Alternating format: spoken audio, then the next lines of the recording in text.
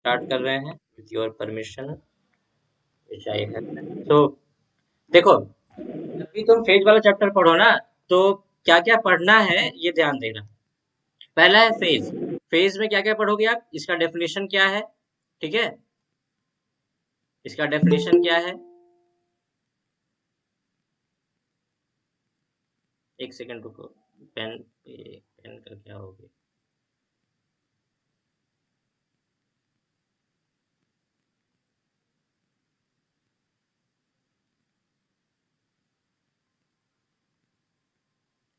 तो जब भी फेज पढ़ोगे तो पहले क्या पढ़ोगे, डेफिनेशन।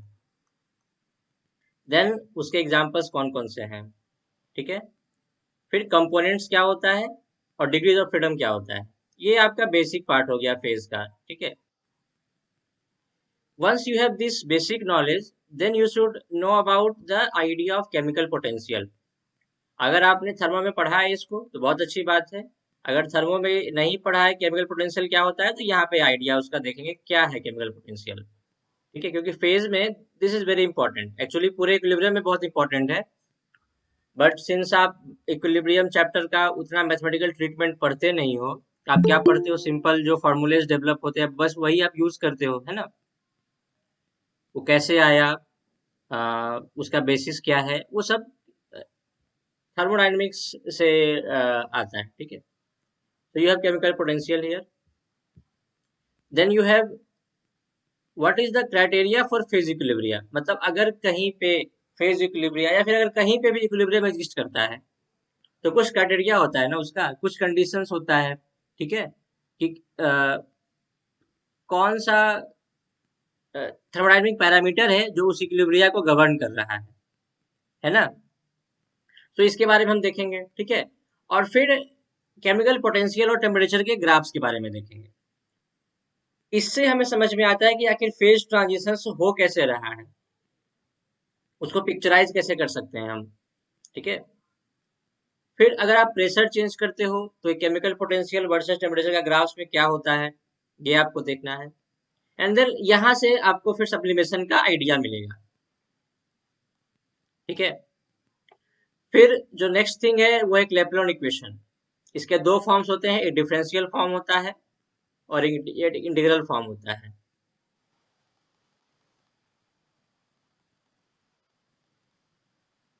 और एक इंटीग्रेटेड फॉर्म होता है इसका,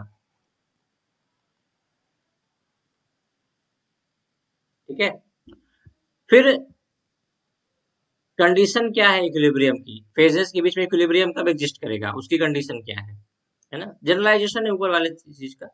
and then you have phase diagrams, one component system, two component system maximum, ठीक है। वन कंपोनेंट सिस्टम में आप क्या पढ़ लोगे, आप पढ़ लोगे वाटर के बारे में पढ़ लोगे, ठीक है। ज्यादातर यही आता है, हालांकि सल्फर भी होता है बट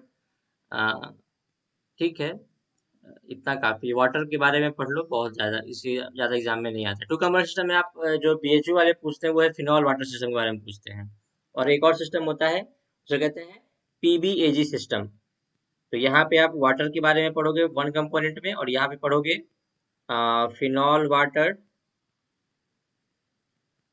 और सॉरी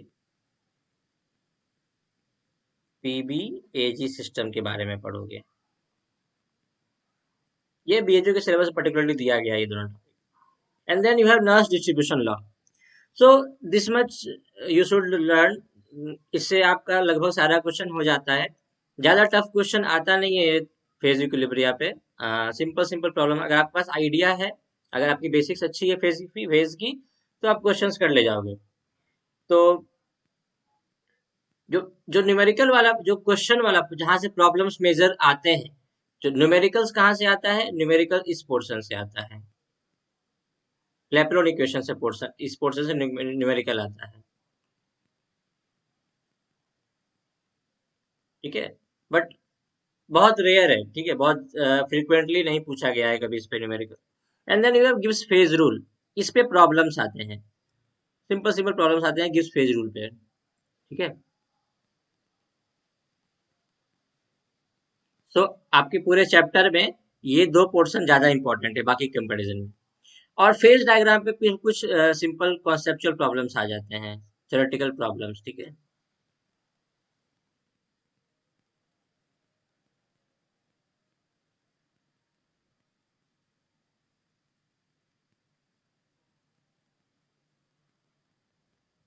बाकी टॉपिक्स बस आपके सेफ्टी के लिए है, मतलब आपका नॉलेज अच्छा हो उसमें, और अ, बस टच में रहो आप इन सारे टॉपिक्स। ठीक है, तो शुरू करते हैं। So how do we define phase? The first thing, how do we define phase? Basically, you have a phase is defined as any homogeneous and physically distinct part of system. Words पे ध्यान देना, homogeneous and physically distinct part of a system which are separated from other parts by definite surfaces, bounding surfaces. क्या मतलब वो अभी मैं discuss करता हूँ। जैसे सिंपल, अगर आपको इसे फेज को विजुलाइज करना है ना, तो सपोज करो आपने ऑयल और वाटर का एक सॉल्यूशन, मतलब एक मिक्सचर प्रिपेयर किया। ठीक है, तो आपको उसमें ना बाउंड्रीज दिखती है, उसमें लेयर्स दिखता है ना। तो ये सिंपलेस्ट वे है पिक्चराइज करने का फेज को। तो जितनी बाउंड्री आपको दिख रही है वहां पे उतने फेज पॉसिबल है, उतने फेज वहां पे हैं, एग्जिस्ट कर रहे हैं। जैसे मान लो कि आपने कोई हाइड्रोकार्बन बेस्ड, अगर मान लो कि कोई आपने वो फ्यूल लिया, जैसे कि केरोसिन ले लिया मान लो, ठीक है, सिंपल पहले अवेलेबल होता था घरों में, और उसको वाटर के साथ एक मिक्सचर बना दिया उसका। तो यू हैव टू लेयर्स। ऐसे मान लो कि ऐसे कोई ऑयल ले लिया आप, ठीक है, और वाटर के साथ मिक्स कर दिया, तो you have layer separating the two parts. So these are two phases, two different phases. तो जो फेज होता है, एक फेज होता है वो अपने आप में क्या होता है, होमोजीनस होता है, और फिजिकली डिस्टिंक्ट होता है सिस्टम का, डिस्टिंक्ट पार्ट होता है सिस्टम का। ठीक है, तो होमोजीनस वर्ड का कई बार हम लोग मीनिंग ठीक से नहीं समझ पाते हैं। होमोजीनस मीन्स कि जो फिजिकल प्रॉपर्टी है आपकी, the physical properties are like identical, ठीक है, पूरे सिस्टम की। और केमिकल पोजिशन का कंपोजिशन जो है वो थ्रू आउट द सिस्टम क्या है, आइडेंटिकल। ठीक है, तो उसको हम क्या कहते हैं, होमोजीनस कहते हैं, होमोजीनस सिस्टम कहते हैं। तो जैसे कि अगर आपके पास मान लो कि ऑयल वाटर का मिक्सचर है, तो आपके पास एक होमोजीनस सिस्टम हो गया, उस सिस्टम में दो पार्ट्स हो गए ना, एक पार्ट हो गया वाटर वाला, एक पार्ट हो गया ऑयल वाला। तो और दोनों के आपस में होमोजीनस है, तो homogeneous and physically distinct part जो है फेज कंस्टिट्यूट करते हैं। I think this is clear. कोई डाउट है किसी को? नो भैया। हाँ, देन यू हैव कि आखिर हम कैसे इसको सोचते हैं अलग अलग डिफरेंट स्टेट्स ऑफ मैटर में। तो गैसेस स्टेट में आप सब जानते हो, गैसेस जो है ना कंप्लीटली मिसिबल होते हैं एक दूसरे के साथ सारे प्रोपोर्शंस में। तो what you have is only one phase is possible as gases are completely miscible with one another in all proportions. आप कोई भी गैस ले लो, कितना भी अमाउंट ले लो, आप मिक्स करोगे, they are always miscible. So you cannot like visualize any bounding surfaces between the different gases. So we say that there is only one phase possible. Okay. Now you have liquid system, liquid state. So in liquid state, what happens is that जितने layers आपको मिलेंगे ना liquid state में, उतने phases वहां पे present है। जैसे हमने एग्जांपल लिया अभी वाटर एंड ऑयल का। सो you have this oil and water system and the number of layer, suppose करो कि डेंसिटी काफी वेरी कर रही है, और मतलब कि मान लो कि आपके पास 3 लिक्विड है मिले हुए एक टेस्ट ट्यूब में, और उनकी प्रॉपर्टीज काफी ज्यादा वेरी कर रही है। ठीक है, miscibility, solubility and other things. Then you may have one more than one layer also. So आप वहां पे लेयर्स काउंट करोगे and the number of layers that you can see visualize. ठीक है, so they they are equal to the number of layers are equal to the number of phases. ठीक है, लेकिन अगर मान लो कि आपने ले लिया वाटर और इथेनॉल, तो ये भी तो दो लिक्विड्स हैं, है ना। But now you mix it and you see that you don't see any layer, any boundary surface between the two liquids, because what happened that both the liquids got completely mixed, or those were completely miscible liquids. तो वहां पे number of phases क्या बोलेंगे, एक बोलेंगे। ठीक है, तो now you can like visualize what a phase is. और ये आप पहले से भी पढ़ते आ रहे हो, कोई बहुत बड़ी बात नहीं है। Then you have in solid state. Solid state में थोड़ा सा ध्यान रखना, सॉलिड स्टेट में ना हर एक सॉलिड जो होता है वो एक फेज कंस्टिट्यूट करता है। अगर आपके पास एक सॉलिड सॉल्यूशन है, मान लो अगर आपके पास एक सॉलिड सॉल्यूशन है, तो वहां पे सॉल्यूशन का मतलब तो दोनों आपस में मिसिबल है अच्छे से, तो वहां पे एक ही फेज मिलेगा। बट अगर मान लो कि आपने दो सॉलिड लिया और वो मिसिबल नहीं है, उनका सॉल्यूशन मतलब सॉलिड का सॉल्यूशन आप बना रहे हो, तब हर एक सॉलिड जो है एक फेज कंट्रीब्यूट करता है। तो जैसे अब अगर आपको मान ले चार चार सॉलिड्स लिया आपने, सबको मिक्स कर दिया, तो वहां पे चार फेजेस प्रेजेंट है। ठीक है, so in solid system you have number of phase is equal to number of solids present, and in solid solution number of phases equal to 1। अगर सॉल्यूशन फॉर्म कर ले रहा है सॉलिड, तो नंबर ऑफ फेज क्या हो जाएगा, 1 हो जाएगा। और अगर आप मान लो कि कोई एलोट्रॉपिक मॉडिफिकेशन करते हो, हाँ भैया अगर सॉलिड सॉल्यूशन कैसे बनाएगा, कैसे हम समझेंगे इसको कि ये सॉलिड सॉल्यूशन बना रहा है या फिर सॉलिड में ही है? समझना नहीं है आपको, एलवाइज देखिए हो ना, एलवाइज हाँ हाँ। सॉलिड सॉल्यूशन ही तो होता है वो। तो क्या वहां पे आप डिस्टिंग्विश कर पाते हो कि वहां पे एल्यूमिनियम कितना था और मैंगनीज कितना था? नहीं नहीं। तो वहां पे आप फेज का नंबर क्या बोलोगे, 1 बोलोगे ना? हाँ जी भैया जी। या दिस इज वही मैं पूछने वाला था आपसे कि आप सॉलिड सॉल्यूशन क्या समझते हो। तो अगर आप मान लो कि किसी सॉलिड में एलोट्रोपिक मॉडिफिकेशन करते हो, जैसे कि देखो मान लो कि आपके पास एक सॉलिड है and you have different allotropes of that solid and mixed with each other, तो हर एक एलोट्रोपिक मॉडिफिकेशन जो है एक सेपरेट फेज कंस्टिट्यूट करता है। ठीक है,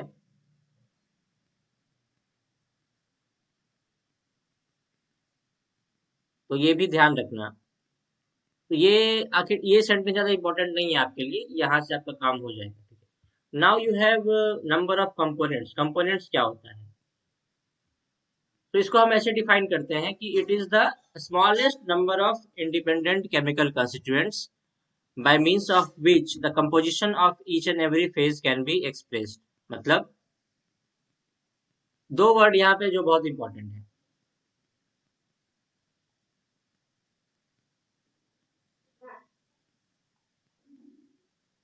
एक है smallest number of independent chemical constituent, ठीक है, और दूसरा है composition of each and every phase. जैसे मान लो कि आपके पास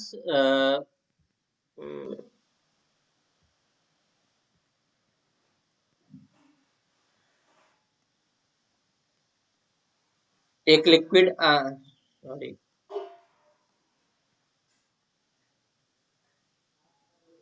आपने यहाँ पे क्या किया, ऑयल और गैस का, ऑयल और वाटर का मान लो मिक्सचर लिया, या फिर ऐसा दो इमिसिबल लिक्विड्स का मिक्सचर ले लिया,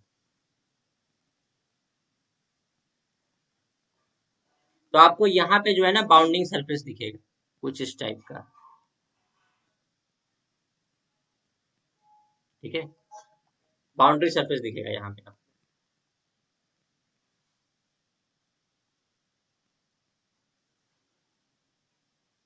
तो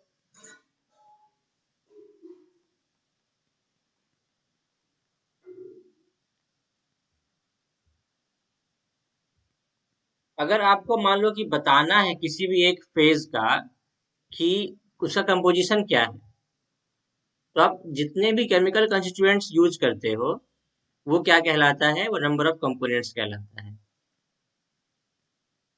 जैसे कि इसका एग्जांपल अभी देखेंगे हम आगे। सो और ये इंडिपेंडेंट केमिकल कंस्टिट्यूएंट का मतलब क्या होता है, जिसका कंसंट्रेशन जो है वेरी कर सकते हो आप। ठीक है, बाकी कंस्टिट्यूएंट के इंडिपेंडेंटली।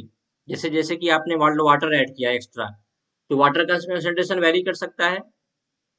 ठीक है, बट ऑयल का कंसंट्रेशन वेरी तो नहीं कर रहा है, वो तो जितना था उतना ही प्रेजेंट है।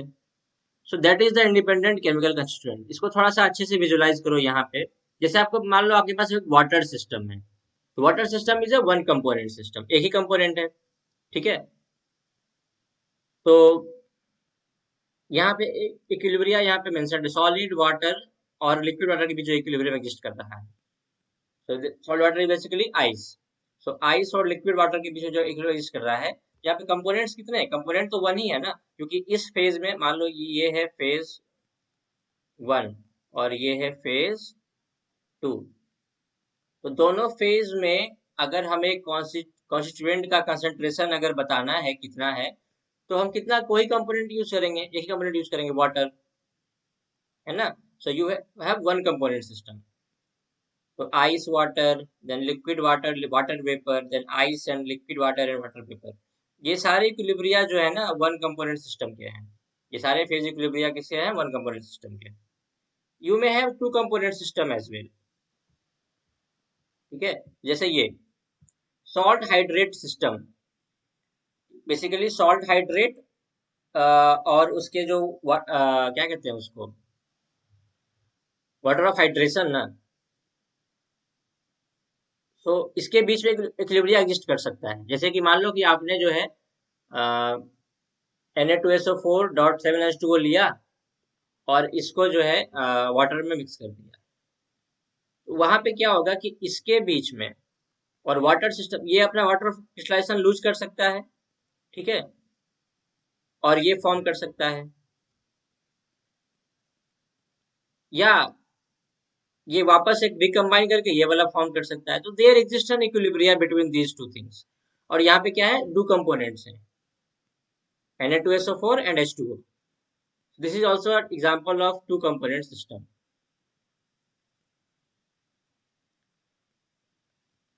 Then मान लो कि आपके पास जो है एक रिएक्शन हो रहा है, CaCO3 gives CaO plus CO2, ठीक है। तो CO2 गैस तो स्केप कर गया, तो आपके पास क्या बच गया? अगर मान लो कि ऐसे देखा जाए तो यहाँ पे पास टू कंपोनेंट बचेंगे। टू कंपोनेंट कितने हो गए? यहाँ पे टू हो गए ना, CaO and CaCO3, two components you have.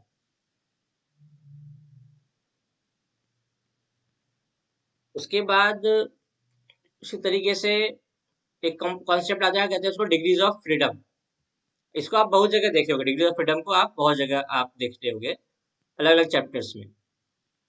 तो आखिर ये होता क्या है? देखो, इसका एक मैथमेटिकल बेसिस है, एक मैथमेटिकल वे ऑफ विजुअलाइजेशन है डिग्री ऑफ फ्रीडम का, and that is that it is the minimum number of independent variables such as temperature, pressure, concentration that must be ascertained so that a given system in equilibrium is completely defined.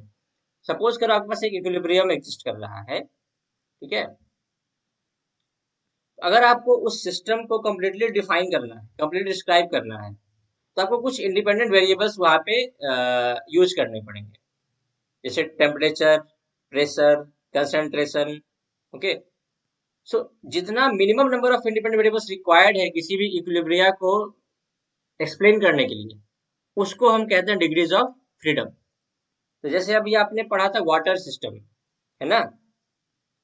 तो अगर मान लो कि water का एक ही phase present है, liquid है या फिर आइस है या फिर वेपर है, तो आप कितने वेरिएबल्स डिफाइन करोगे कि आप उसको कंप्लीटली डिस्क्राइब कर दो सिस्टम को? तो two variables are there, temperature and pressure, and such system is called bivariant system, और the degree of freedom is 2. Then you have ice liquid water, ice and liquid water equilibria. मतलब यहाँ पे अभी one phase था, यहाँ पे दो phase आ गया, आइस एंड लिक्विड वाटर। तो देखो, जिस टेम्परेचर पे सॉलिड मेल्ट करता है वो डिपेंड करता है कि एक्सटर्नल प्रेशर कितना आपने अप्लाई किया है। So you have to define either T और पी, बिकॉज एक को फिक्स कर दोगे तो दूसरा क्या इंडिपेंडेंटली आप वेरी कर सकते हो, है ना। तो अगर आप पी को वेरी कर रहे हो तो पी भी वेरी कर सकता है, पी वेरी करोगे तो टी वेरी कर सकता है। तो you need only one independent variable to define. So the system is univariant, यानी कि डिग्री ऑफ फ्रीडम क्या है इसका? 1 है। And now the famous example, water at triple point. Water at triple point पे कब एग्जिस्ट करता है? ये ट्रिपल पॉइंट क्या होता है? This temperature 0.00 98 degree Celsius and this pressure 4.58 millimetre of mercury column. तो इस टेम्परेचर एंड प्रेशर पे वाटर क्या होता है, ट्रिपल पॉइंट एग्जिस्ट करता है। अब जरा सा भी इसको आप चेंज करोगे तो ये ट्रिपल पॉइंट जो है ना वैनिश कर जाएगा। you may it may collapse to what say this two phase system, ice liquid water or liquid water and vapor or ice and vapor, this way। तो यहाँ पे आप कोई भी इंडिपेंडेंट वेरिएबल नहीं रख सकते। So this is a non variant system, ठीक है। So this is about phase, the definition of phase, how to visualize it in different systems, or gaseous, liquid, solid state. Some examples are there, okay। And then you have degrees of freedom, components and degrees of freedom।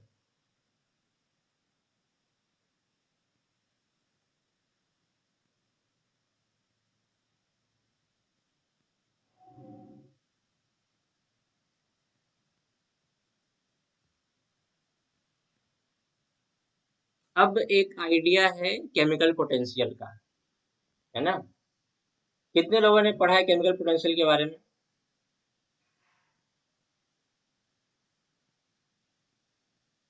हम पढ़े भैया।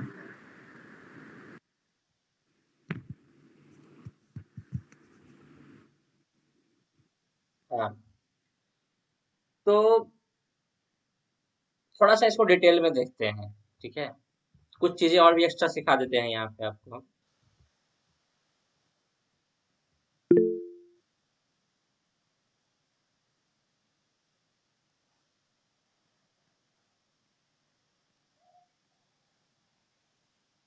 ये वाला diagram कितने लोगों को आता है?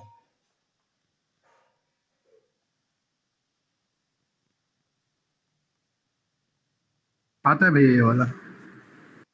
So this was a trick to remember all the thermodynamic potentials and other variables and the relation between them, ठीक है। और ये जो सेंटेंस कहलाता है गिलवरी sentence. This was given by Gilroy, which was a student of Jimansky। जिमांस्की की जो एक थर्मोडायनेमिक्स की बुक आती है, बहुत ही पॉपुलर बुक है इन हायर लर्निंग, ठीक है। This is good physicists have studied under very fine teachers। G for Gibbs free energy, P for pressure, H for enthalpy, then you have S entropy, U which is U क्या है? Internal energy. V क्या है? Volume. F क्या है? Helmholtz free energy. Helmholtz free energy. इसको A से भी represent करते हैं कई कई जगह पे, कई कई पे F से भी लिखते हैं, ठीक है। And then you have temperature and then you have G वापस, ठीक है। अब इसका यूज करके हम कैसे रिलेशंस लिखते हैं, देखो। हम क्या यूज करेंगे? कार्टेशियन कोऑर्डिनेट सिस्टम यूज करेंगे। क्या कहता है? इधर की तरफ पॉजिटिव, इधर तरफ नेगेटिव, यहाँ पे पॉजिटिव, यहाँ पे इधर की तरफ नेगेटिव, ठीक है। तो अगर मान लो कि मुझे जो है, देखो अब पोटेंशियल कौन कौन से हैं? G H U F, these are called thermodynamic potentials, ठीक है। तो अगर मान लो कि हमें dg लिखना है, कैसे लिखेंगे dg? तो इधर की तरफ क्या है? dp, तो ये dp लिख दो, ठीक है। एंड इधर की तरफ क्या है? t, तो क्या लिखोगे? dt, ठीक है। और प्रेशर के साथ टेम्परेचर लिखते हैं,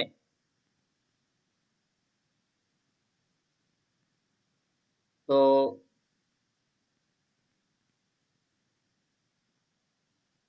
एक सेकेंड रुको। एंट्रोपी S के साथ क्या लिखते हैं? टेम्परेचर। और प्रेशर के साथ क्या लिखते हैं? Volume. So you have dp and dt, तो dp के साथ क्या लिखोगे आप? v, और dt के साथ क्या लिखोगे आप? s। अब साइन लगाओ, तो इधर की तरफ आप जा रहे हो p के लिए, तो दिस इज पॉजिटिव, और इसमें आप dt के लिए नेगेटिव तरफ जा रहे हो, this is negative. So vdp minus sdt, This is your dg, right? So you say that g is a function of pressure, क्योंकि यहाँ पे वेरिएबल क्या है dp एंड dt, तो g क्या है function of t and p, ठीक है ना? ये तो सब जानते होंगे ना यहाँ तक? यस भैया। Yes sir. तो एक रिलेशन तो आपका ये हो गया, और एक और रिलेशन क्या हो गया, u के लिए मानो लिखते हैं हम, u के लिए।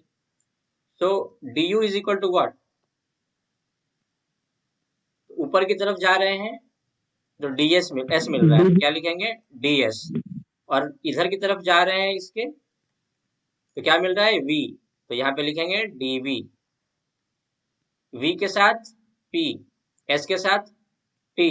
अब साइन लगाना है, s ऊपर की तरफ था तो पॉजिटिव और v नेगेटिव की तरफ है तो नेगेटिव, तो tds माइनस pdv, ठीक है इतना ना? तो अभी दो हमने पोटेंशियल्स लिख लिए, internal energy and Gibbs energy, ठीक है, और ये डिफरेंशियल रिलेशन है इसके लिए। So you say that u is a function of s and v. तो ये सब आप अपने थर्मोडायनामिक्स में पढ़े हो। Now what you are missing, क्या मिस कर रहे हैं यहाँ पे हम लोग, कुछ मिस कर रहे हैं क्या? क्या ये रिलेशन कंप्लीट है? Is this relation complete in itself?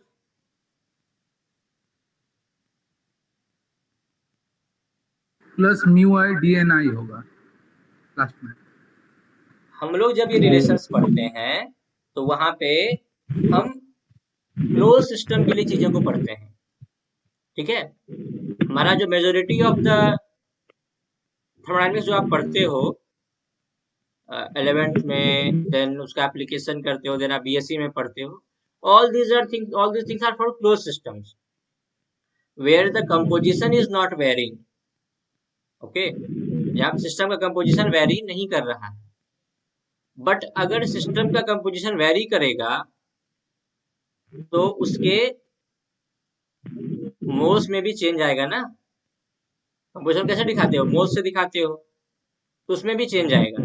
सो जहां जहां भी आप ये रिलेशन लिखते हो ना, dg du, सब जगह आप यहाँ पे एक एक्स्ट्रा म्यू dn लगा दो, ठीक है?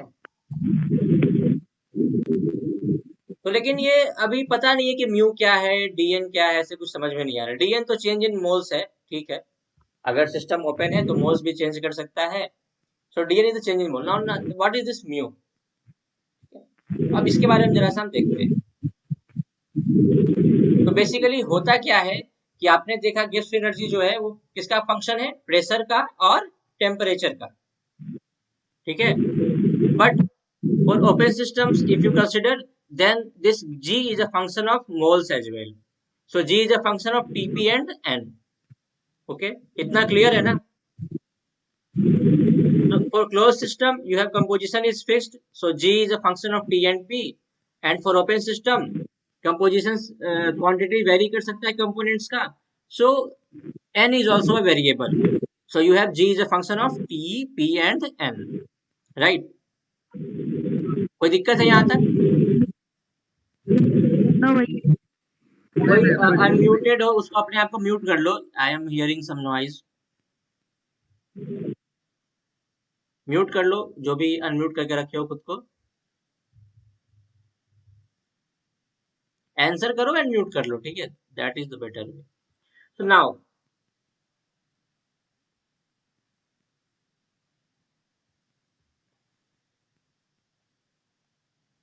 you have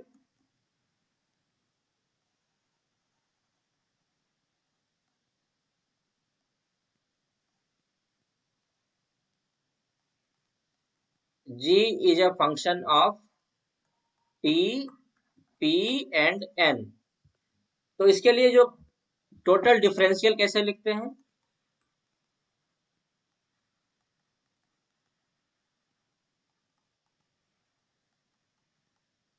dg equal to, ठीक है, कैसे लिखेंगे डिफरेंशियल टोटल इसका, dough G upon del T. पहले आप टेम्परेचर को वेरी करो, बाकी को फिक्स रखो, तो प्रेशर और मोल्स को फिक्स रखा, टी के साथ वेरी किया, and here it is dt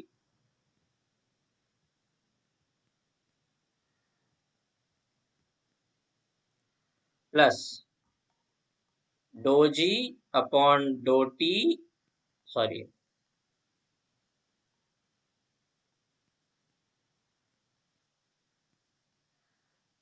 at constant t and n dp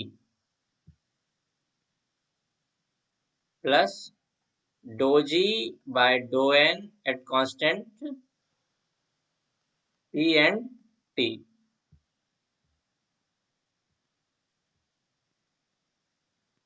अगर आपके पास मान लो कि सिस्टम में दो कंपोनेंट्स हैं, ठीक है,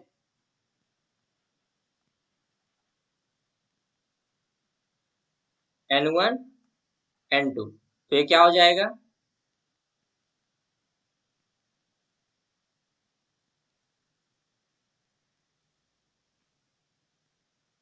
n1 n2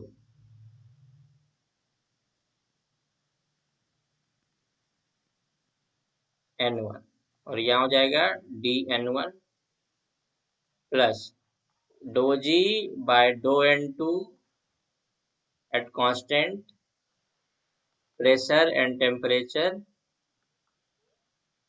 and n1 is constant now. So this is a mathematical way of writing the total differential for any expression, for any function.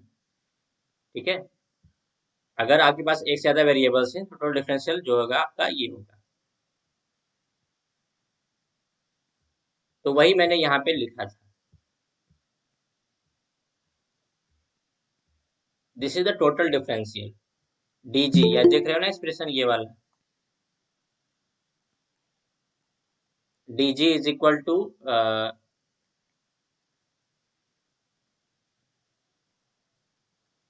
Dough G upon del T at constant p n1 n2, मतलब t को very करा, p को very करा, फिर n1 को very करा, फिर n2 को वेरी करा, ठीक है।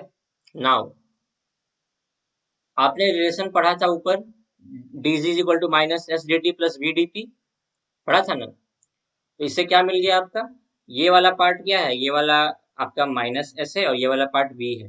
तो कई बार एग्जाम में आ जाए ना question, which of the following expression represent volume, या वॉल्यूम के लिए क्या है, एंट्रोपी के लिए क्या है, तो दिस इज द थिंग, यहीं से आ जाता है, ठीक है। आप ऐसे ट्रिक से याद करते हो, अगर आपको मैथमेटिक्स आती है थोड़ी सी, तो you can also try this way. Now DG equal to क्या हो जाएगा यहाँ पे, तो इसके जगह पे क्या लिखेंगे,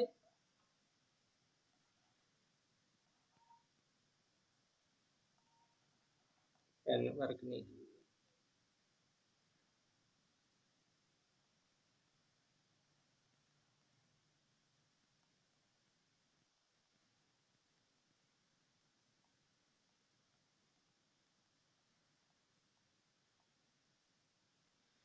तो इसके जगह पे क्या लिखोगे, माइनस एस, इसकी जगह क्या लिखोगे, v, ये क्या हो जाएगा, D G equal to minus S D T plus V D P, और क्या बच जाएगा, do G by do N I, है ना, at constant pressure temperature and N J, which where J is not equal to I. मतलब मान लो कि यह मैंने लिया टू कंपोनेंट सिस्टम, मान लो कि बहुत सारे कंपोनेंट्स हैं, तो उसके लिए, ठीक है।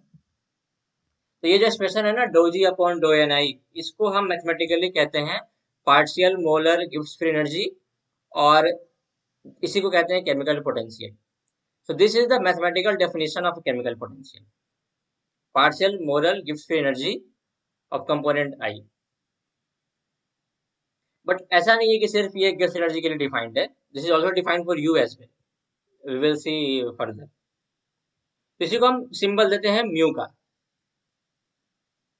तो इसलिए आपके पास जो कंप्लीट एक्सप्रेशन आता है डीजी का, वो क्या आता है, ये वाला VDP minus S D T plus mu D N, है ना।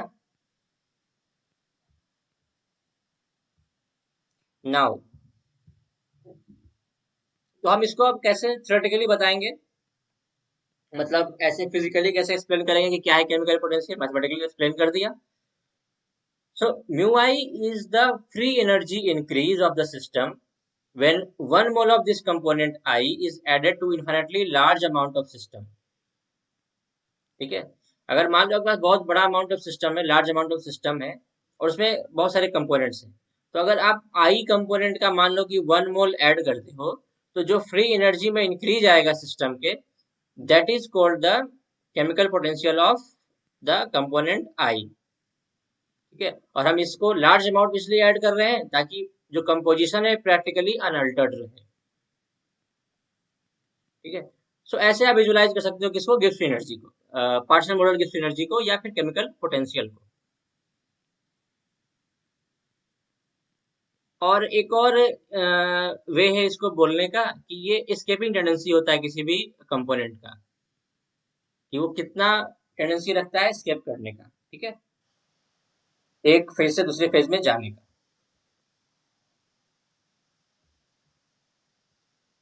तो आपका जो पूरा का पूरा इलेक्ट्रोकेमिस्ट्री वाला चैप्टर है उसका बेसिस भी यही है, केमिकल पोटेंशियल ही है। सॉल्यूशन चैप्टर जो आप पढ़ते हो, थर्मोडायनामिक्स ऑफ सॉल्यूशन पढ़ते हो, उसका भी बेसिस केमिकल पोटेंशियल ही है। जितना भी वहाँ पे फेनोमेना होता है सॉल्यूशंस फेज में, जितना भी आप कॉलिगेटिव प्रॉपर्टीज पढ़ते हो, उसका बेसिस क्या है, केमिकल पोटेंशियल है।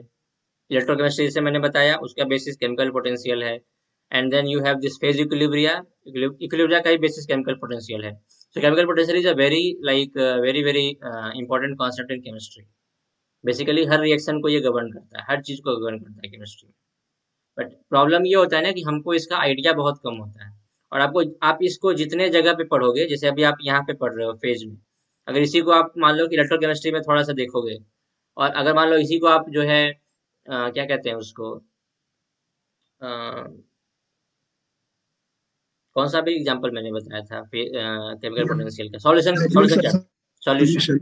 अगर आप सॉल्यूशन में इसको देखते हो, तब आपका जो अंडरस्टैंडिंग है केमिकल पोटेंशियल म्यू का, उसका आइडिया थोड़ा सा ब्रॉडेन होगा और आप इसको अच्छे तरीके से विजुलाइज कर पाओगे। अभी आपको लग रहा हो कि बस एक इन्फॉर्मेशन आ रही है, दिमाग में अटक रही है, बस इतना ही है, और इसको आप समझ नहीं पा रहे हो। बट एक्चुअली अगर आप इसको 2-3 जगह पे अप्लाई करोगे ना इस चीज को, और वहां पे इसका एप्लीकेशन देखोगे कैसे अप्लाई कर रहे हैं, then you will develop a much better understanding of chemical potential mu। ठीक है, तो एक एक्सप्रेशन आपने क्या देख लिया, del G upon del N I at constant P and T and other components. So अगर मान लो कि टेम्परेचर और प्रेशर कांस्टेंट है, तो डी टी इक्वल टू क्या हो जाएगा, 0, और डीपी क्या हो जाएगा, 0। मतलब डी में टी में कोई चेंज नहीं, पी में कोई चेंज नहीं, कांस्टेंट टेम्परेचर एंड प्रेशर। अच्छा, कोई मुझे बताएगा कि why do we only study Gibbs energy for our reactions? Reaction के लिए आप जब भी पढ़ते हो तो आप क्या गिब्स एनर्जी चेंज वगैरह ही देखते हो कि कौन सा प्रोसेस फिजिबल है, कौन सा फिजिबल नहीं है? ऐसा क्यों करते हो? Why Gibbs energy? क्योंकि भैया लेबोरेटरी में बेसिकली केमिस्ट के लिए 2 ही चीज संभव होता है कंट्रोल करना, एक टेम्परेचर और प्रेशर। तो इसीलिए ये ज्यादा एक्सेप्टेबल है एज कम्पेयर टू हेल्मोज हो जाए, वो सब चीज कंट्रोलेबल उतना नहीं है मेरे हिसाब से। देखो सही है, यू की स्टडी क्यों नहीं करते हो तब? यू उसका वेरिएबल जो होगा जिसको कांस्टेंट रखना है, वो शायद लेबोरेटरी में ये करना, ये नहीं क्या D equal to D, U का क्या वेरिएबल है? यू का क्या वेरिएबल है? डी इक्वल टू एंट्रोपी है, डी डब्ल्यू पीटीवी, एंट्रोपी और वॉल्यूम है शायद। हाँ, तो एंट्रोपी कंट्रोल करना तो मतलब उतना पॉसिबल होगा ऑफ कोर्स है, बट टेम्परेचर और प्रेशर कंट्रोल करना मोर इजी होता है सर। और वॉल्यूम तो कंट्रोल कर सकते हैं, वॉल्यूमेट्री जितना भी मेथड होता है वो सबसे। तो जो भी आप रिएक्शंस करते हो ना, बिल्कुल सही कह रहा है अविनाश, जो भी आप रिएक्शंस करते हो लेबोरेटरी कंडीशंस में, तो 2 things are kept constant, temperature and pressure। pressure is automatically constant। अगर मैं मान लो कि अपने लैब सीट पे खड़ा होके वो किसी टेस्ट ट्यूब में रिएक्शन कर रहा हूँ, so I am applying the atmospheric pressure there, and the temperature is the room temperature, that is the laboratory temperature. उसको भी मैं वेरी नहीं कर रहा हूँ, unless I am heating the system और I am cooling the system. तो T and P तो वहां पे कांस्टेंट है। ठीक है, for majority of the reactions T and P are constant। So laboratory condition में आप टीपी को वेरी कर सकते हो, उसको मेजर भी कर सकते हो, but as you said U के लिए हम एंट्रोपी मेजर नहीं कर सकते. There is no device that measures entropy, but you have devices that measure pressure and temperature. Thermometer से आप प्रेशर टेम्परेचर मेजर कर सकते हो. आप प्रेशर कैसे मेजर कर सकते हो? प्रेशर को मेजर करते किससे मेजर करते हैं? बैरोमीटर.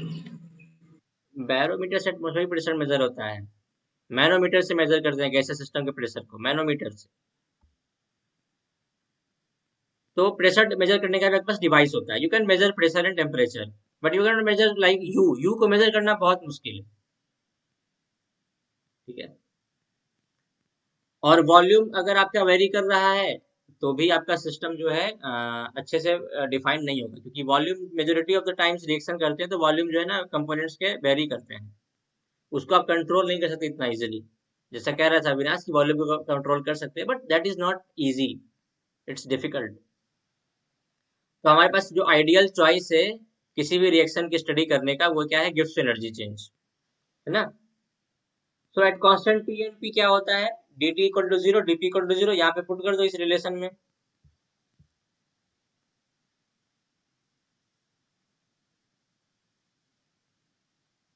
तो इसको 0 कर दो एंड इसको 0 कर दो. तो क्या बचेगा आपके पास? dg equal to mu dni, mu I dni. क्या हो जाएगा? मान लो कि कंपोनेंट्स आपके पास म्यू n1 n2 ऐसे है, तो dg equal to mu 1 dn1 plus mu 2 dn2 plus dot dot और से summation mu I dni. Okay. Now अब इमेजिन करो कि आप जो है ना डेल्टा एक्स अमाउंट से, डेल्टा एस प्रोपोर्शन से आप सारे कंपोनेंट्स को इंक्रीज कर रहे हो. जैसे मान लो कि ni को इंक्रीज कर दिया ni डेल्टा एक्स टाइम्स. ठीक है. ni into delta X. So dni is equal to ni delta X. मतलब कंपोनेंट 1 लिया n1, उसको चेंज किया उसी प्रोपोर्शन को n1 डेल्टा एक्स से, n2 को n2 डेल्टा एक्स से, इस तरीके से. तो चूंकि g भी क्या है? एक्सटेंसिव प्रॉपर्टी है, that depends upon the component n. So when you change components, individual components, you will also change the g in the same proportion, since g is a extensive property. So dg का हो जाएगा? dg equal to g times delta X हो जाएगा, है ना. So now you have g delta x is equal to, अब जहां पे mu1 था, mu1 dn1 था, वहां पे पुट कर दो dn को जगह क्या? ni delta x. So you have mu1 n1 delta x, then mu2 n2 delta x, इस तरीके से. ठीक है. और डेल्टा एक्स चूंकि दोनों साइड कॉमन है, ये कट कर दोगे तो क्या हो जाएगा? g is equal to mu1 n1 plus mu2 n2 plus dot dot और समेशन mu i ni. ये आइलर रिलेशन है. आइलर ने, ये देखो आप डिफरेंशियल फॉर्म में पढ़ते हो ना, dg इक्वल टू क्या पढ़ते हो आप? mu1 dn1 mu2 dn2, इस तरीके से पढ़ते हो ना. यहाँ पे ये सारे डिफरेंशियल फॉर्म में है, but there is an absolute form which was given by, proposed by Euler, and that is Euler की मैथमेटिक्स से आता है ये, and that is g is equal to mu1 n1 plus mu2 n2, इस तरीके से. और बेसिक आइडिया आइलर वाले से, आइलर के मैथमेटिक्स से आया था, but these expressions are called Gibbs Duhem relations. तो इसमें एक और पॉसिबिलिटी है. देखो ये आपने लिख लिया, अब आप इसको क्या करो? डिफरेंशिएट करो. डी इक्वल टू क्या हो जाएगा? पहले आप mu1 डिफरेंशिएट करो तो क्या हो जाएगा? डी mu1 और कांस्टेंट n1, तो कांस्टेंट n1 प्लस n1 को डिफरेंशिएट करो तो dn1 plus into constant mu1.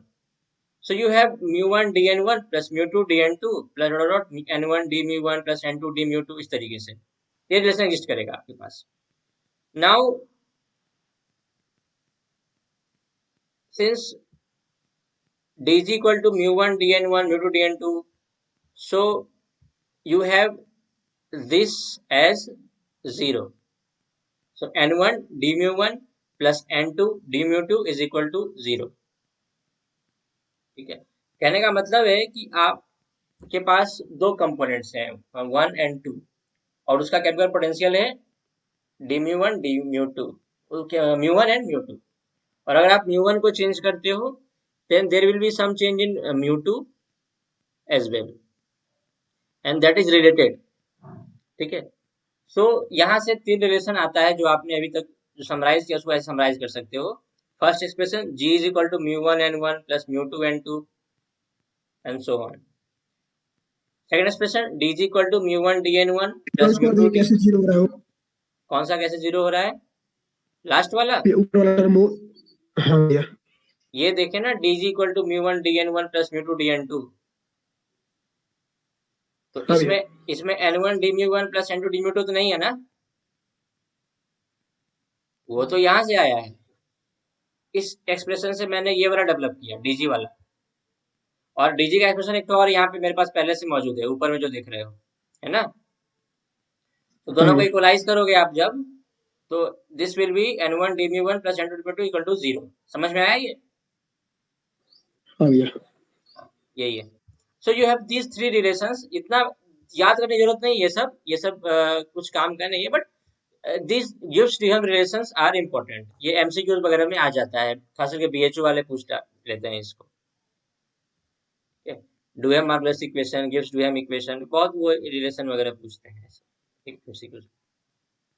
लेकिन क्या सिर्फ जी के लिए ही डिफाइन करते हैं केमिकल पोटेंशियल को? ऐसा नहीं है, ठीक है। You have any thermodynamic potential, कोई भी पोटेंशियल हो, चाहे वो आपका एफ हो या यू हो या जी हो या एच हो, सबके लिए डिफाइंड है व्यू। बस वेरिएबल्स डिफरेंट होते हैं और कांस्टेंट टर्म्स क्या होता है वो डिफरेंट होता है, and that comes from this relation. So जो केमिकल पोटेंशियल का जो एक मच ब्रॉडर जो सेंस है वो ये कहता है कि chemical potential of any species is a form of energy that can be absorbed और released during a chemical reaction or a phase transition due to change of particle number of given species. Simple. देखो, दो ही phenomena आप पढ़ते हो basically पूरे chemistry में, या तो आप रिएक्शन करते हो या फेज ट्रांजिशन करते हो, ठीक है। तो जब भी आप ये दो काम करते हो ना, एनर्जी या तो एब्जॉर्ब होती है या रिलीज होती है, ठीक है। तो मान लो कि पर्टिकुलर स्पेसीज का आप अगर बात कर रहे हो, तो अगर आप ये केमिकल अगर वो केमिकल रिएक्शन कर रहा है या वो फेज ट्रांजिशन में जा रहा है, then the particle number of that species changes, ठीक है। एंड उससे जो एनर्जी एब्जॉर्ब होती है, उस प्रोसेस में जो एनर्जी एब्जॉर्ब होती है या फिर रिलीज होती है, that is what is called chemical potential. So this is a more visual way of describing chemical potential. आप थोड़ा सा इसको ऐसे रिलेट कर सकते हो ना, जैसे आप वो पढ़े हो क्या कहते हैं उसको, न्यूक्लियस के बारे में आप पढ़े होगे, बाइंडिंग एनर्जी के बारे में पढ़े होगे ना? हेलो, हाँ भैया पढ़े न्यूक्लियर बाइंडिंग एनर्जी के बारे में, है ना, पढ़े होगे उसके बारे में। तो उसी टाइप का कुछ आप इससे रिलेट कर सकते हो। वहां पे क्या होता है कि जैसे कि आपने जो है कोई न्यूक्लियस लिया, ठीक है, इसमें न्यूट्रॉन प्लस प्रोटॉन है। आप क्या करो, न्यूट्रॉन प्लस प्रोटॉन का मास अलग अलग जोड़ो। Suppose there are two bodies, what happens there is that, suppose there are two bodies, दो बॉडी है एन एंड पी, इसका मास मान लो कि 50 केजी है, जस्ट एज्यूम करो, मैं कुछ ऐसा नहीं कह रहा हूँ, और इसका मास भी 50 केजी है। तो दोनों को अगर मान लो मैंने बाइंड कर दिया, तो इसका मास कितना होना चाहिए था? 100 केजी, ठीक है। बट अगर मान लो कि आप इसका मास मेजर करते हो कंबाइंड सिस्टम का, तो वो 100 केजी नहीं आता है, वो 99 केजी आता है। ये तो अनयूजुअल है ना, वो 1 केजी कहाँ चला गया? तो वहां पे आइंस्टाइन ने क्या बताया था? एनर्जी कन्वर्ट हो गया। मास एनर्जी इक्विवेलेंस के बारे में बताया था।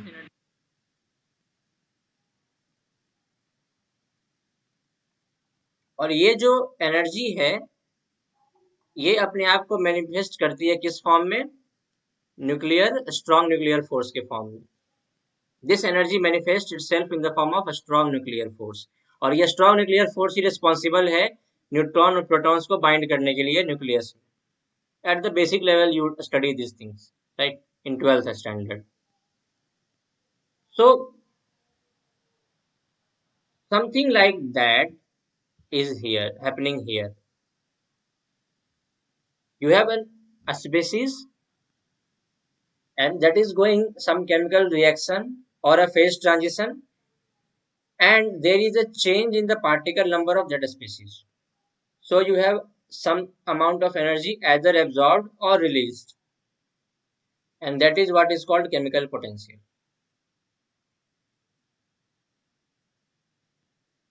तो यहाँ पे जो फोर्सेस जो होते हैं वो फोर्सेज ऑफ इंटरेक्शन है जो एटम एटम्स या मॉलिक्यूल्स के बीच में एग्जिस्ट करता है ना.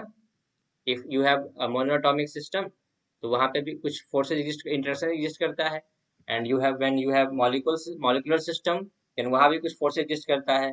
सो इंटरेक्शन जो होता है, फोर्स ऑफ इंटरेक्शन ये चेंज करता है when you have a phase transition और you are undergoing a chemical reaction, and then some amount of energy or either released or absorbed. So this is what is called chemical potential.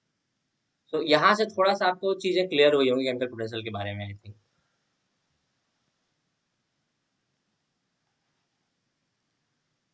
So now U के लिए कैसे इसको define करेंगे? So du is equal to TdS minus PdV plus mu dN, जो वहां पे मैंने लिखा था ऊपर में. तो यहाँ पे mu कैसे डिफाइन करेंगे? del U upon del Ni at constant entropy S, volume V and component Nj which is not equal to I. तो component I के लिए chemical potential क्या होगा? del U upon del Ni at constant S, V and Nj not equal to I. ठीक है. You can write it for any thermodynamic potential. Now the next topic is what is the thermodynamic criteria of phase transition. यहाँ तक किसी को doubt है तो बताओ, कोई भी किसी भी तरह का डाउट हो तो बताओ. नो भैया. रही बात अंडरस्टैंडिंग की केमिकल पोटेंशियल की, तो मैं कहूंगा कि वो आप खुद से अपना डेवलप करोगे. More you study, the more you explore this topic, the more you understand.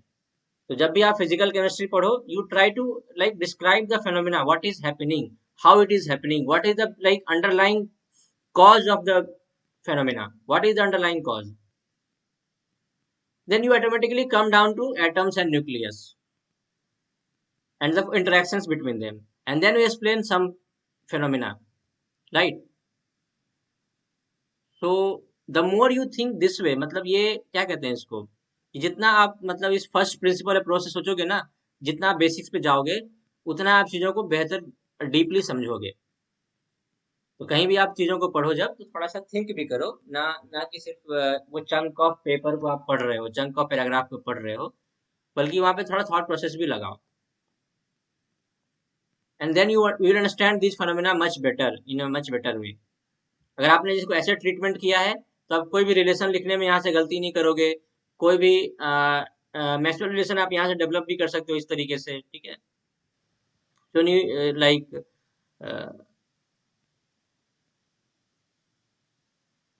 now you have this topic thermodynamic criteria of phase transitions. ठीक है. तो मान लो कि एक प्योर सब्सटेंस B है, ठीक है. B क्यों बोला, A क्यों नहीं बोला?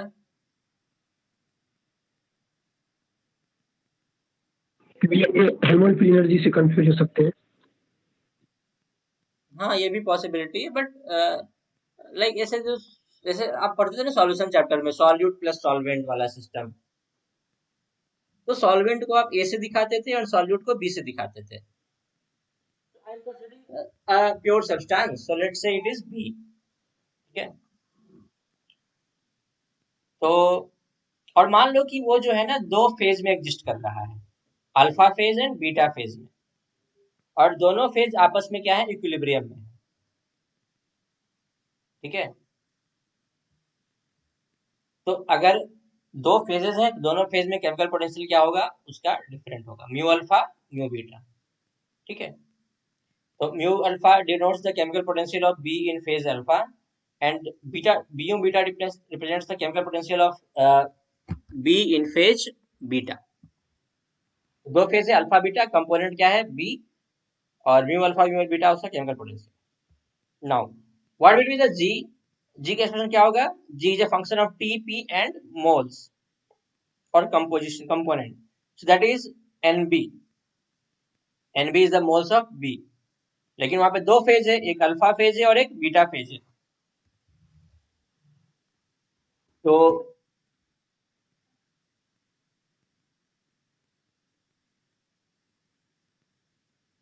एनबी अल्फा और एनबी बीटा डिफरेंस होगा, ठीक है।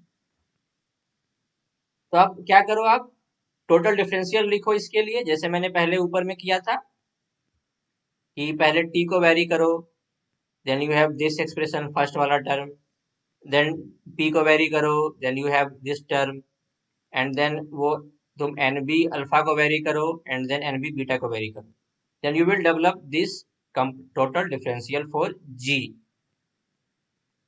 Now since dou g alpha by dou n beta is the chemical potential, so इसको हम रिप्लेस कर देंगे म्यू बी अल्फा से, यहाँ पे म्यू बी बीटा से,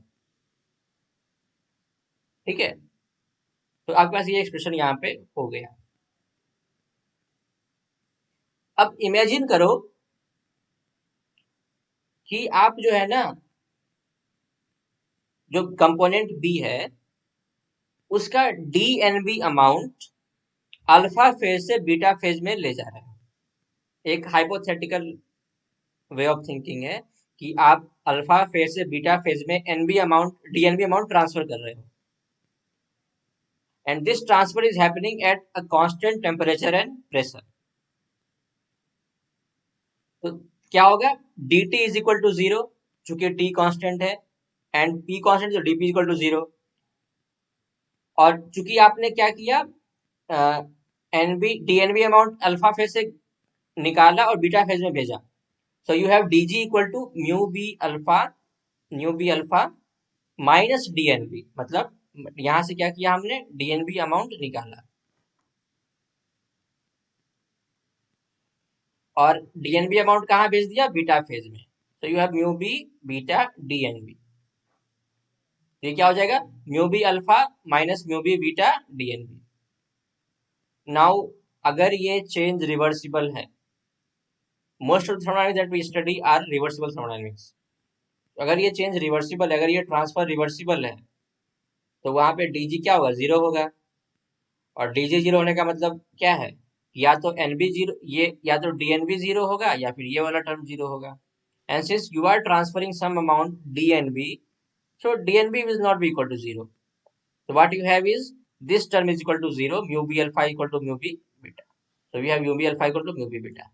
मतलब कि अगर कोई रिवर्सिबल फेज ट्रांजिशन हो रहा है और वो इक्विलिब्रियम में है, तो वहां पे क्या होगा, if a substance is in equilibrium between two phases, then its chemical potential must have the same value in both the phases, mu b alpha is equal to mu b beta। कोई भी substance अगर equilibrium में है दो phase में, तो वहां पे उसका केमिकल पोटेंशियल दोनों फेज में क्या होगा, सेम होगा। यानी कि जरा भी अगर केमिकल पोटेंशियल चेंज करता है, then the equilibrium will be disturb और एक नया इक्विलिब्रियम सेटअप होगा। समझ रहे हो? तो मान लो कि अगर आपके पास बहुत सारे कंपोनेंट्स हैं, ठीक है,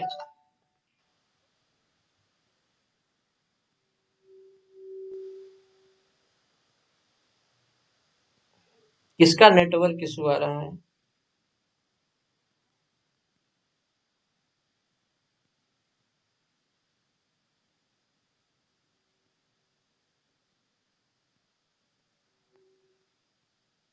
तो जिसका नेटवर्क इशू आ रहा है ना, वो रिकॉर्डिंग देख लेना, recording will be there. So you have two things, you have this final result, mathematical result, and then you have the physical interpretation। अगर फेज इक्विलिब्रियम एग्जिस्ट कर रहा है किसी कंपोनेंट के लिए, तो उसका जो केमिकल पोटेंशियल दोनों फेज में क्या होगा, सेम होगा। और अगर आप इस केमिकल पोटेंशियल को चेंज करते हो किसी भी तरीके से, then equilibrium will be disturbed and then a new equilibrium will be set up until the chemical potential reaches the same value in both the phases, okay। So this is how a physical process happens.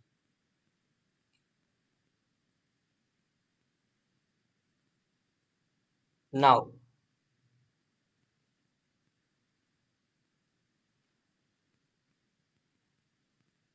आज का चौथा topic और आज के लिए last topic है ये, फिर हम नेक्स्ट लेक्चर में आगे पढ़ेंगे इसको। ये टॉपिक है chemical potential versus temperature graph for a pure substance, ठीक है। एंड फिर हम ये ग्राफ पे करके थोड़ा सा रुकेंगे, ठीक है, and then we will continue in the next class, and I will try to take the next class tomorrow itself, क्योंकि कल से मेरा क्लास शुरू हो रहा है, सो टाइम निकाल के करना पड़ेगा किसी तरीके से। ठीक है, देखो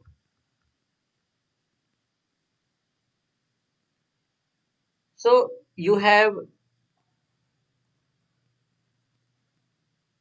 dg इक्वल टू व्हाट, क्या होता है बताओ, एक्सप्रेशन क्या होता है dg का? dV minus FDT plus VDP। vdp। और मान लो कि एक n भी है, तो क्या हो जाएगा? म्यू dn, है ना।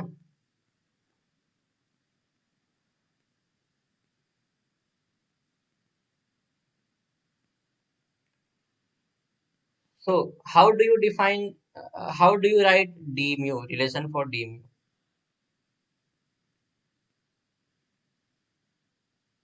इसको अगर आप मान लो कि ऐसे लिखो,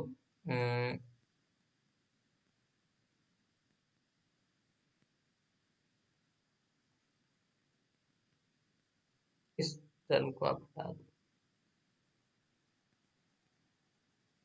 अगर आप इस रिलेशन को पर मोल, कंपोनेंट के पर मोल के लिए लिखते हो, तो क्या हो जाएगा? Do G upon do N is equal to minus S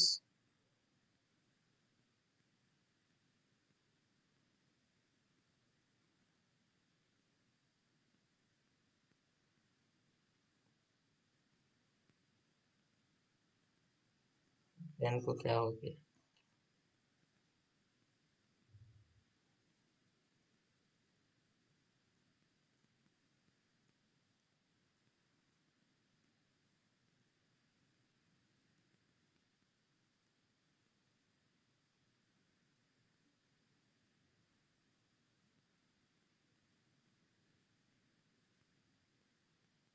तो G D G equal to क्या हो गया? माइनस, अपियर हो रहा है क्या जो लिख रहा हूँ? अपियर फिर से नहीं आ रहा है।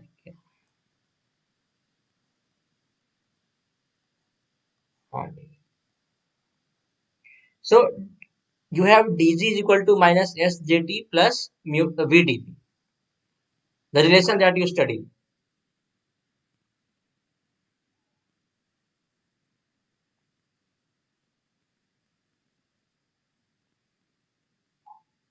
ठीक, एंड अब आपके पास अगर मान लो कि वो परमोल, आप जी को अगर परमोल लिखते हो,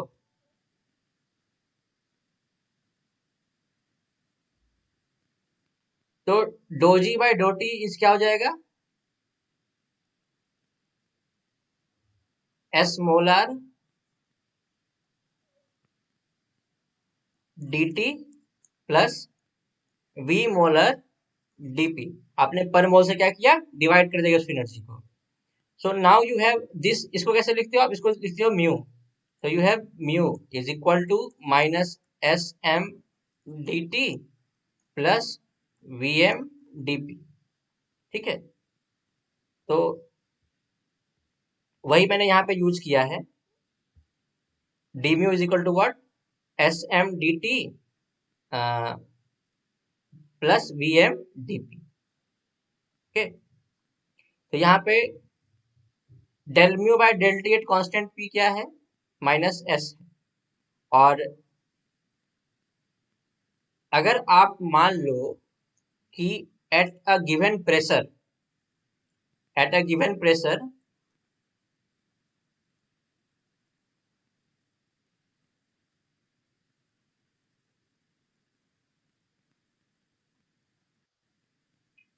अगर आप मान लो कि म्यू और टी के बारे में देखना चाहते हो क्या हो रहा है, तो you have dp is equal to 0, okay, at given, क्योंकि प्रेशर गिवन है, कांस्टेंट है, तो D mu is equal to क्या हो जाएगा, minus S M D T, और अगर आप पर यूनिट टेम्परेचर डिवाइड करते हो, del mu by del T क्या हो जाएगा, at constant P is minus S M.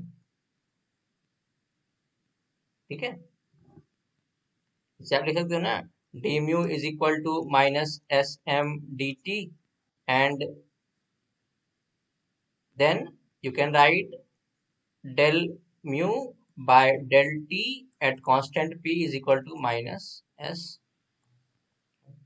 ठीक है, सो अगर आप मान लो कि प्रेशर और टेम्परेचर का कर्व, सॉरी, अगर म्यू और टेम्परेचर का कर्व ड्रॉ करते हो, so what will be the slope, the slope will be negative of the molar entropy, right.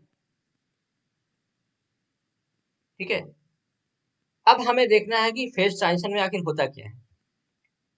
तो मान लो कि कोई भी फेज हो, ठीक, किसी भी कंपोनेंट के लिए कोई भी फेज हो, एंट्रोपी नेगेटिव तो नहीं होगी, absolute entropy should be positive, SM will be positive, okay, क्योंकि एब्सोल्यूट एंट्रोपी जो होती है 0 केल्विन पे 0 होती है।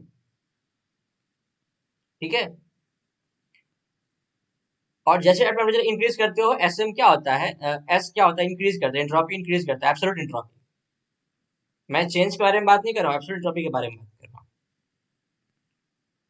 तो अगर आपके पास म्यू और टी का कोई कर्व है, उसका स्लोप क्या होगा, minus S M, and for any phase S M is positive,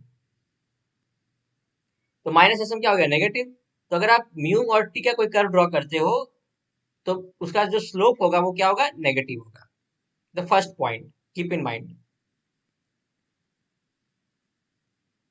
and then you have, suppose, let's suppose you have 3 phases, solid, liquid and gas. Solid के लिए क्या हो जाएगा, del mu s by del t at constant p, which is equal to minus s m s, and then you have for liquid del mu l by del t at constant p is equal to minus s m l, and then you have del mu g by del t at constant p is equal to minus s m g.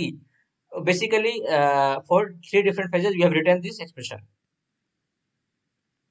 तो किसी temperature पे क्या होता है कि gas का entropy बहुत ज्यादा होता है।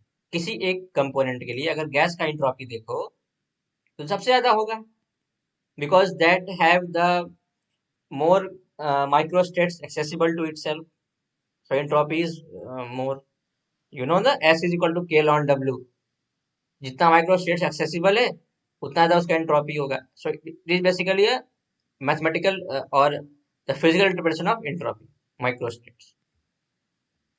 तो SMG is greater than SML, very much greater than SML, and then SML is greater than SMS। ठीक है,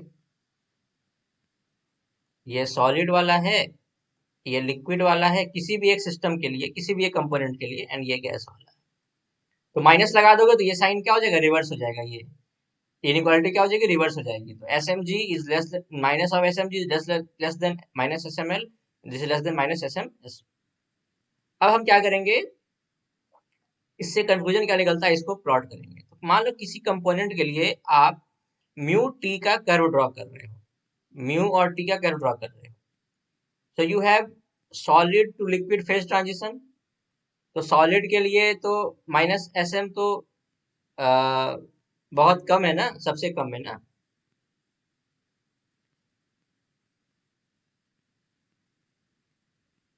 तो उसका स्लोप क्या होगा, देखो इसका स्लोप देखो,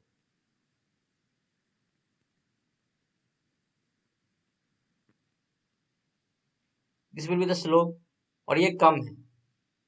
इसका स्लोप देखो आप, ये ज्यादा है,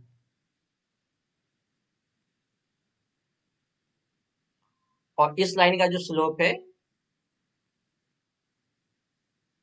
वो और भी ज्यादा है, लेकिन किसमें, नेगेटिव सेंस में। ठीक है,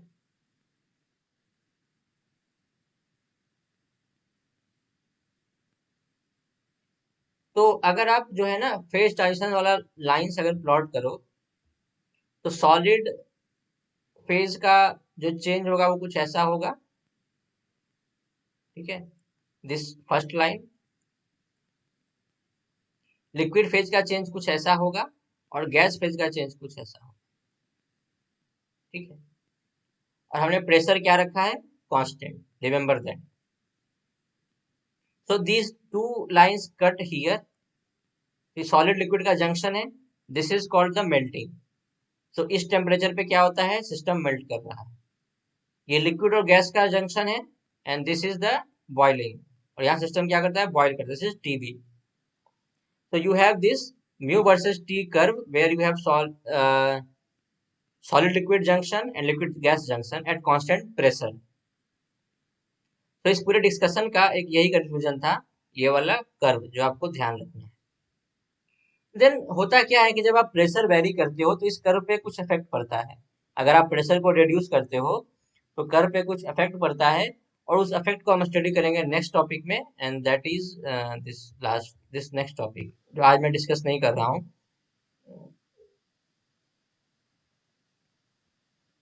the effect of pressure on chemical potential versus temperature graphs.